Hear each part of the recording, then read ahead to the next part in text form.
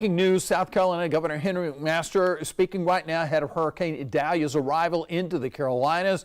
The storm's hit the Florida coast, continues to move north. Right now, both North and South Carolina under a state of emergency. Let's take you straight to the governor.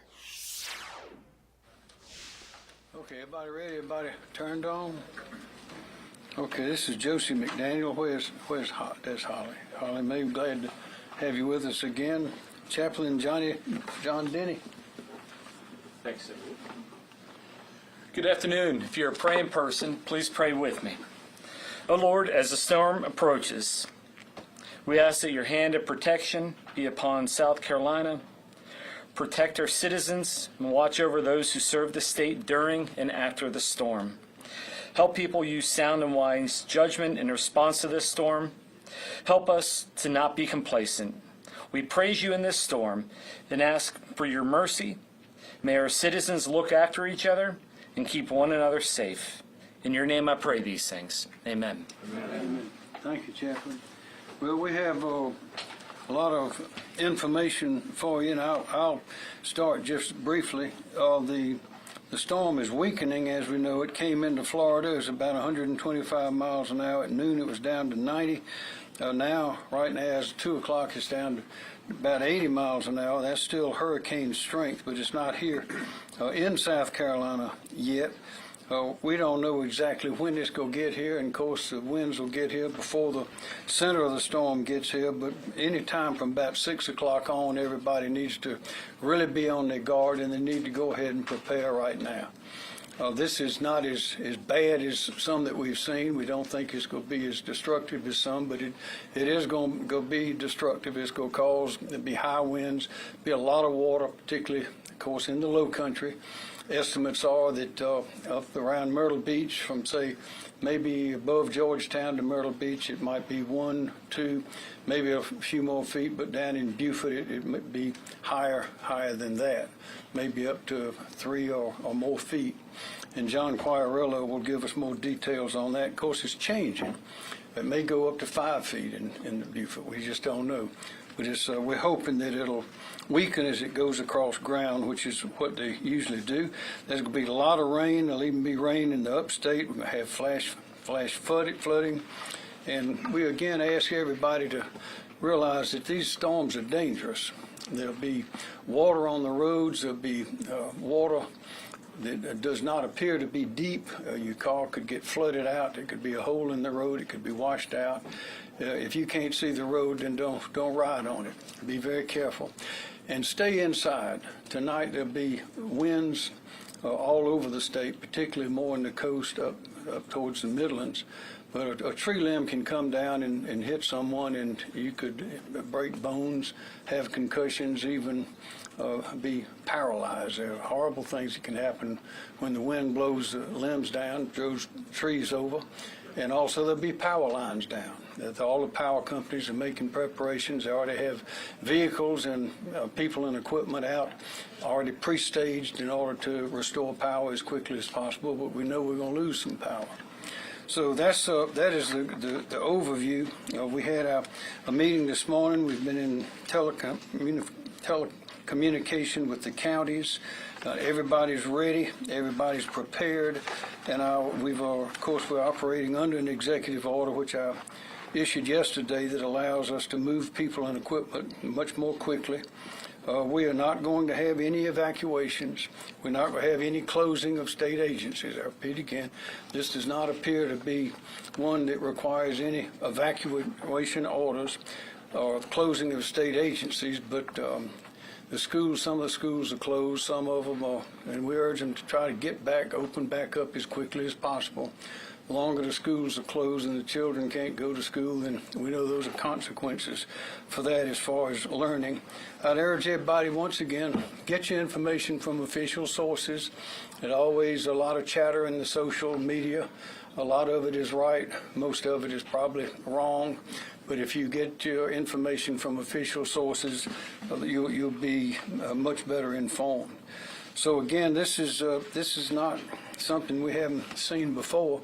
There may be newcomers to the state that have never seen a hurricane, never seen a flood. But those of us who've been here for a number of years have, And again, we've seen some bad ones. One of the worst was Hurricane Hazel back in the 50s. Another was, of course, was Hugo in 1980-89. And that really hit us. This does not appear to be in that category at all, but it is still dangerous, and we are prepared. We have some shelters that have already opened up. We'll explain that more in a minute. Some are open now, more available to be open. And I'd advise everybody again and you ought to do this all the time. This gives us another opportunity to do it. Get all your papers, important papers together that you have to leave the house and can't come back. Get your pills, your prescriptions, your pets. Have a plan for all of that, and understand that you may be trying to get those things together when the power's out and you need to get out of the house. But until you have to get out, stay home. Stay home tonight. Don't go sightseeing to see what's happening.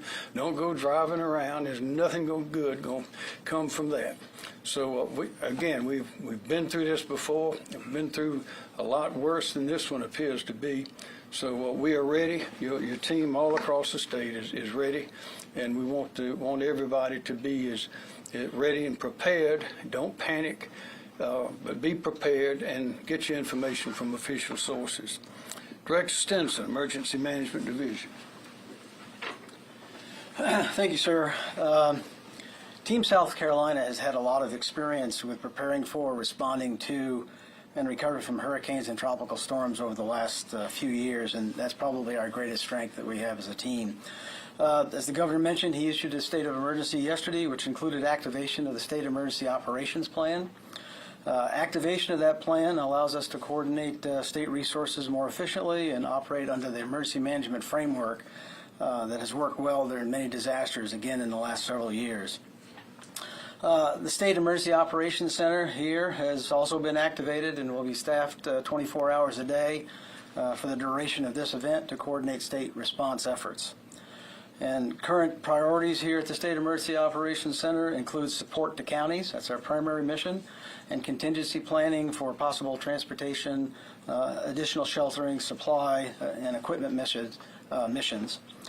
We started conducting county coordination calls Monday to share information and identify any issues.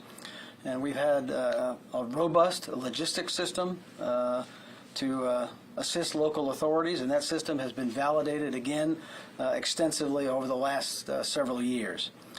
We've only received a few requests so far for support, and that includes sandbags and shelter management. And those have either been filled or are being filled. As the storm moves through South Carolina, residents should keep in mind a few key points. Some of them the governor's already mentioned. Stay tuned to local television and radio stations for emergency information. Heed warnings from local officials. Stay inside well-constructed buildings away from windows and doors. And then do not walk or drive through moving water, and never drive around or move barricades blocking a street. Finally, a reminder is this is not just a coastal event, but much of South Carolina is going to be affected by the impacts of this hurricane over the next 24 to 48 hours. Thanks, sir. Okay, thank you. Secretary Christy Hall, Department of Transportation. Thank you, Governor. The Department of Transportation, in cooperation with a lot of our local partners, have been conducting a lot of prep work over the last several days, cleaning of ditches, cleaning of pipes, just getting ready for the storm as it approaches the state. We've also surged additional resources into the projected areas of impact to be able to quickly respond and recover. That includes additional road crews to help clear any downed trees across the roadways, additional signal repair crews into the areas, SHEP, additional units to help motorists along our interstate routes to move through the area. We are ready to respond very quickly and produce a very effective recovery on the flip side. I would like to argue or I guess support, emphasize the same points the governor mentioned as well, and that is if you don't need to be on the road, stay off of the highways. We do expect some flooding of the roads as the storm moves through the state, and then once we get into Thursday and the storm has exited the state, just be on the lookout. be safe as you travel throughout the state and watch out for not only the road crews that are working on the recovery, but all the other first responders. Governor, thank you. Thank you, ma'am. Director Edwards. Thank you, Governor. As has been shared by the Governor and Secretary Hall, we are expecting power outages due to the storm. Statewide, we anticipate that number could be around 200,000. Restoration efforts cannot begin until the winds have died down. So restoration efforts would begin once winds are consistently below 35 miles per hour. I would also point, just because of the timing of the storm, obviously the utility crews will be out there in daylight, but they cannot operate at night. Just a few reminders. As has been mentioned, you could encounter down power lines. If you do encounter a down power line, please report it to your utility, but stay away from any down power lines. And also, do as well, if you have an outage, don't just assume that your outage, the utility knows of it. Do report any outages, and if you have the ability to use, our utilities have apps. So if you have the ability to use an app, do report that outage.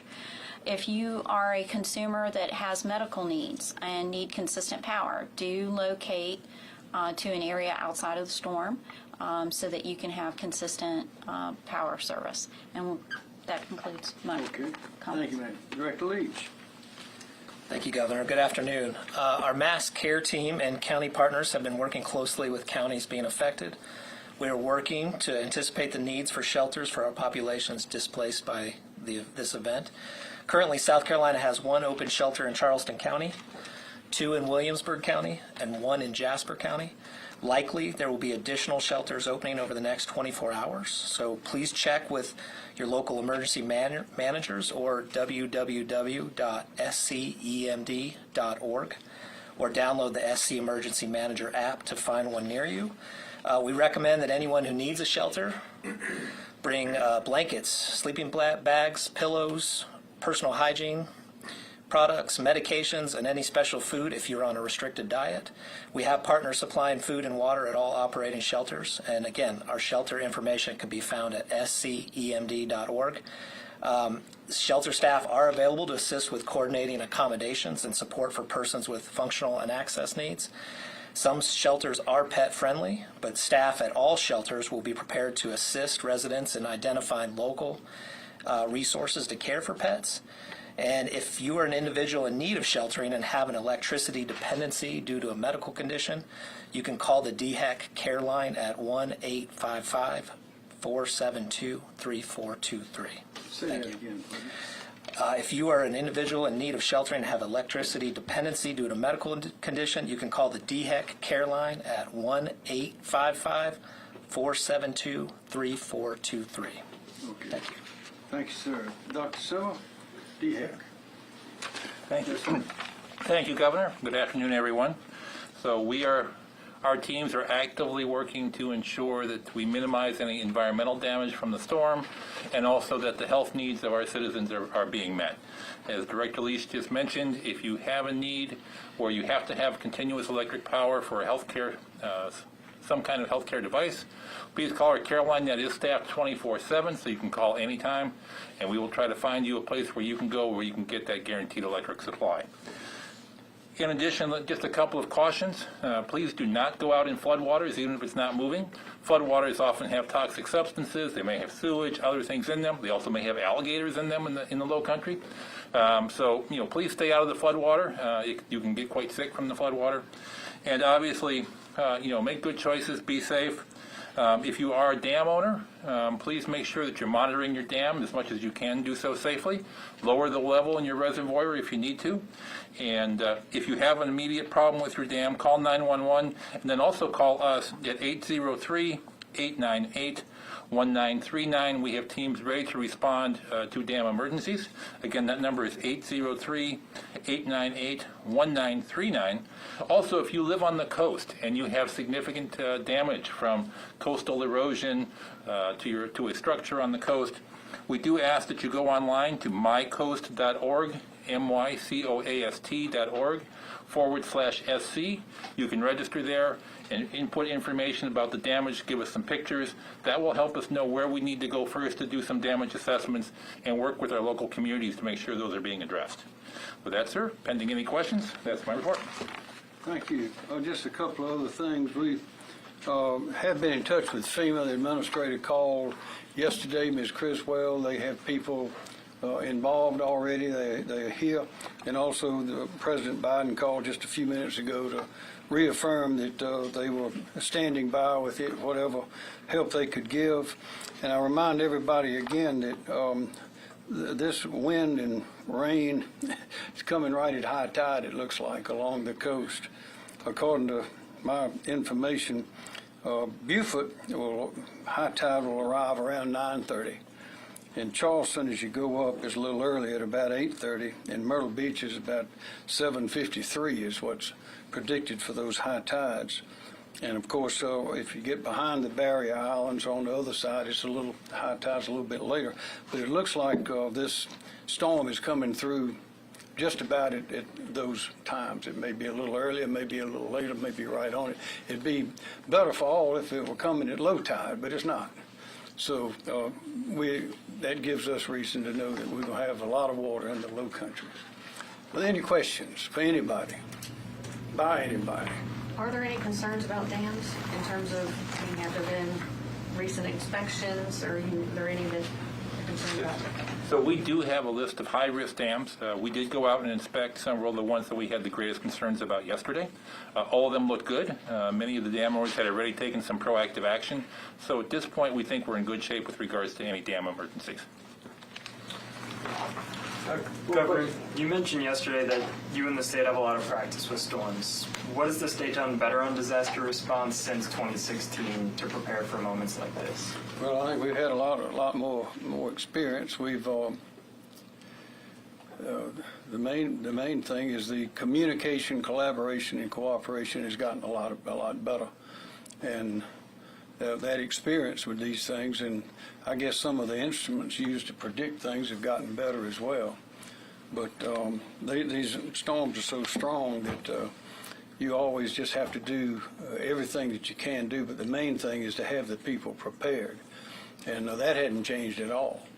And that's why we emphasize stay in the house, don't go riding through water, don't go sightseeing, get your information from official sources, and take care of your prescriptions and your papers and your pets, those things that, well, if you have to leave in the dark and with a moment's notice, you need to have those things ready, because you're not going to have time to do that then. And because always and this time as well, we know we're going to have a lot of power outages, at least for short periods of time. So the best preparation that there is not on the government side, but on the public side. Just need to be aware all these storms are dangerous, and this one is certainly included in that.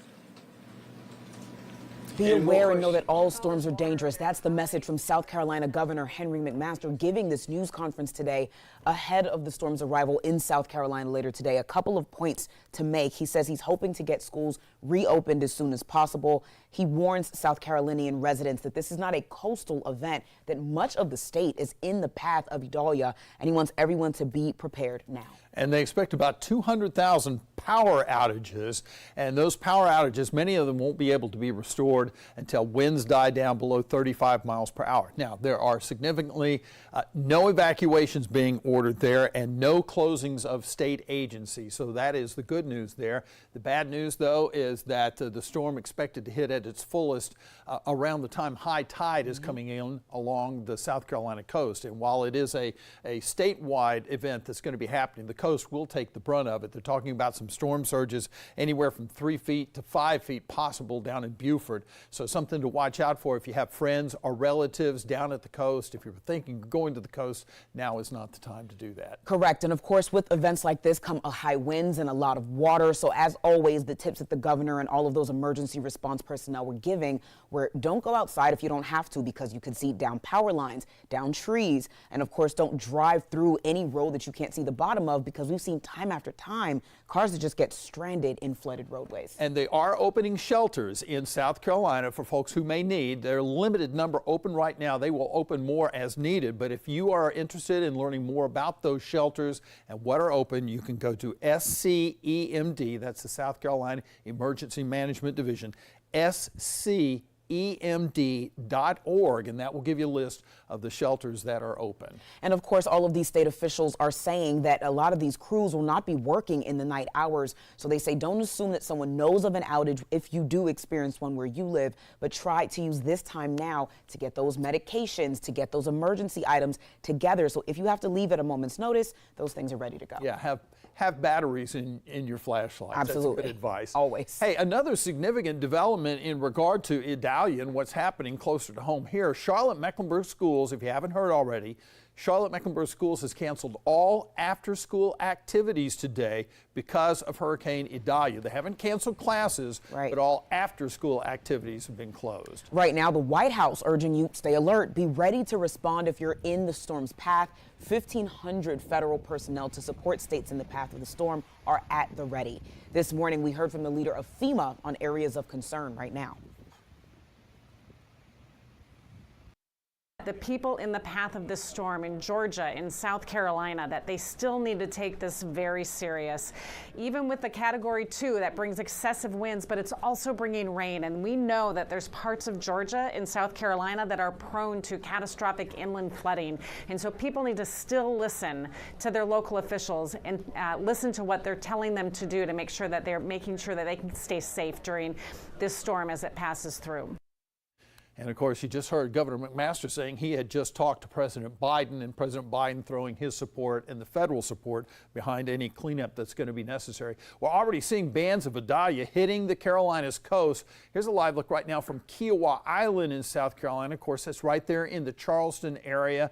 That's north of Hilton Head. You can see the wind is blowing there, the palm trees, the surf is very rough right now. It appears that some gray skies out there. And the impact is only going to get stronger as the storm gets closer and closer to the Carolinas. Let's check in now with meteorologist Eric Garlick for the very latest on the storm. Eric? Yeah, so the latest from the National Hurricane Center, sustained winds at 75 miles an hour, still a Category 1 hurricane. This is moving off to the northeast at 20 miles an hour, so moving at a pretty good pace, which is good for flooding concerns and not parked over top of any state for too long. But let's take it out and we'll time this out for you as we head into Wednesday evening at about 8 o'clock, moving through Savannah right along the Georgia-South Carolina line, and then eventually going to move up toward Myrtle Beach early Thursday morning by 8 o'clock, moving toward the Wilmington area. Then it's going to move off to sea and move off into the Atlantic. But we do have tropical storm warnings as far inland as Columbia, and we'll be watching this as far north as Nags Head as well. So a lot of people are going to be impacted from this. That's the center of circulation, but the wind extending much farther than that. Then as we head into the weekend, this is going to head back toward Bermuda. So we'll be dealing with these impacts for the next 12 to 24 hours before this is all said and done, but it's going to move through pretty quickly. There's that center of circulation, but you can see the rain already pushing up towards Charlotte and into Raleigh, the heaviest of the rain in the South Carolina region right now. But we are starting to see some of those heavier bands moving through Lancaster, back toward Rockingham, Wadesboro, Chesterfield, some of those areas picking up some of that moderate to heavy rainfall. We're starting to see a little uptick in the rain here in Weddington, as well as Monroe, Indian Trail, and we'll track this back toward Chesterfield as well. So you can see quite a bit of rain coming in, and this is going to be with us really until after the midnight hour. Major impacts expected along the coast, impacts here in our area, heavy rain, some strong winds, mainly southeast of I-85. A flood watch does remain in effect for York, Mecklenburg, Cabarrus, and all of our counties to the south and east. A couple inches of rain will be possible. Highest totals back toward Chesterfield into Richmond. So we'll be watching this closely. Me and meteorologist Rachel Coulter will be here through the evening. And then as we head toward tomorrow morning, me and Chief Meteorologist Al Conklin will be in. So we'll walk you through this. We're on your side and we'll bring you the first alert. John, Siobhan, we're watching this closely, but the weekend looking pretty good. All right, thanks, Eric. And of course, we're going to have live team coverage of Idalia's path to the Carolinas, and that's going to start at 3 o'clock. That's right. North Carolina Governor Roy Cooper is scheduled to address the storm as the state of emergency also in place in North Carolina. He's expected to give that address around 3:30, and we'll bring you that live on air. And our Brandon Hamilton is on the Carolina coast right now. He's going to be joining us live starting at 5 p.m. as conditions are expected to worsen along the Carolina coast. And remember to closely follow WBTV's coverage of Idalia using the WBTV First Alert weather app. It's available right now on your phone. Our coverage of Idalia, of course, just getting started, so stay close and check back for another update at 3 p.m. We'll now return you to your regularly scheduled programming.